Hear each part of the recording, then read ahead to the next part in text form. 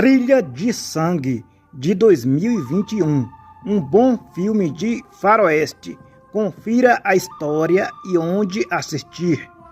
O fora da lei Isaac é amaldiçoado por uma terrível profecia. Ele será morto por um de seus filhos.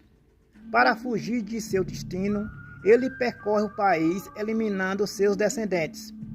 Mas um de seus filhos é um bandido sanguinário que busca assassinar o pai. Esse filme está disponível no Prime Video. Para mais vídeos como esse, siga nosso perfil